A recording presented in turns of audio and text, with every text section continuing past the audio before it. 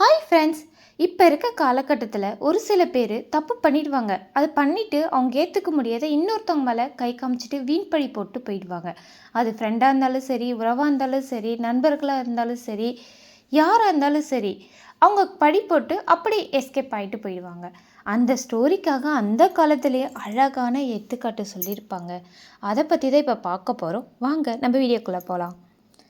ஒரு அரசன் ஒரு புலவருக்கு விருந்தளிக்கணும் அப்படின்னு ஆசைப்பட்டிருப்பான். அப்படி இருக்கும்போது விருந்தளிக்கிறதுக்காக ஒரு புலவரை கூப்பிடுவான்.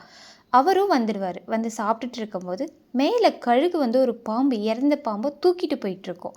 அப்போ தூக்கிட்டு போகும்போது அந்த பாம்புலேருந்து வாயில் விஷம் இருக்கு இல்லைங்களா, அந்த விஷம் பா புலவர் சாப்பிட்ற அந்த பாத்திரத்தில் விழுந்துட்டுருக்கோம். அந்த சாப்பாட்டில் விழுந்தோடனே அந்த புலவர் எடுத்து அந்த சாப்பாடை சாப்பிட்ருவார். சாப்பிட்டு அவர் இறந்து போயிடுவார்.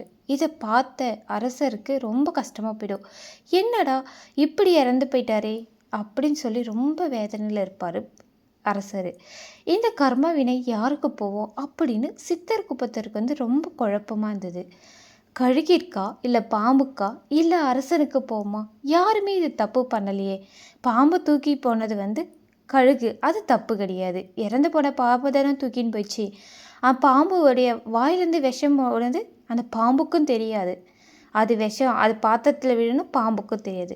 அந்த அரசனுக்கும் அதில் விஷம் விழுந்துச்சுன்னு அந்த சாப்பாட்டில் விழுந்த விஷமும் அவருக்கு தெரியாது.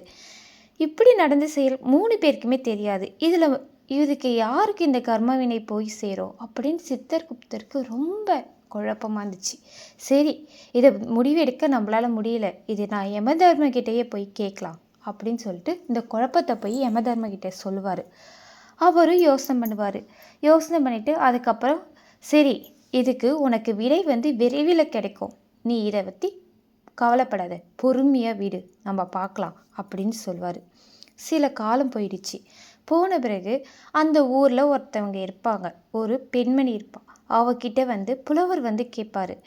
அரண்மனைக்கு வழி தெரியல, அதனால் சாலையோரம் வியாபாரம் பண்ணியிருந்த பொம்பளைக்கிட்ட தான் கேட்டிருப்பாங்க. எனக்கு வழி தெரில, எங்கே அரண்மனைக்கு போகணும் அப்படின்னு சொல்லுங்கம்மா அப்படின்னு சொல்லி கேட்பாங்க. அதுக்கு அந்த பெண்மணி சொல்வா, அந்த அரசன் இரக்கமற்றவன், கொடியவன், ஒரு புலவர் எல்லாரையும் கொன்னுடுவான். நீங்கள் அங்கேயா போகிறீங்க? போனது போகிறீங்க, அங்கே போய் பத்திரமா எச்சரிக்கையாக இருங்க அப்படின்னு சொல்லுவான். இப்படி சொல்லி முடித்ததோ அடுத்த நொடியே புலவருக்கு தெரியும், இந்த கர்மாவினை யாருக்கும் போய் சேராது, இந்த பெண்மணிக்கு தான் போய் சேரும் அப்படின்னு. அதான் வீண் பழி யார் வெளியே சுமத்தக்கூடாது. யார் ஒருத்தவங்க மேலே வீண் பழி சுமத்துறாங்களோ அவங்களுக்கு தான் அவங்க பண்ண எல்லா பாவமும், எந்த பாவம் நடந்ததோ அது எல்லாமே வீண் பழி சுமத்துற அந்த பெண்ணாக இருந்தாலும் சரி, ஆணாக இருந்தாலும் சரி, யாராக இருந்தாலும் அவங்களுக்கு தான் போகும். அதுக்கு தான் வீண் பழி. நம்மளுக்கு எதுவுமே ஒன்று தெரியாத யார் மேலேயும் பழி போடக்கூடாது. உண்மை என்னன்னு அறிஞ்சு தான் நம்ம சொல்லணும். அது தெரியலனா நம்ம அந்த விஷயத்துலேருந்து மூக்க நுழைக்கவே கூடாது. உங்களுக்கு இதேமாரி ஸ்டோரி பிடிச்சிருந்தா, உங்களுக்கு வேணும்னா சொல்லுங்கள், கமெண்ட் பண்ணுங்கள். Thank you friends.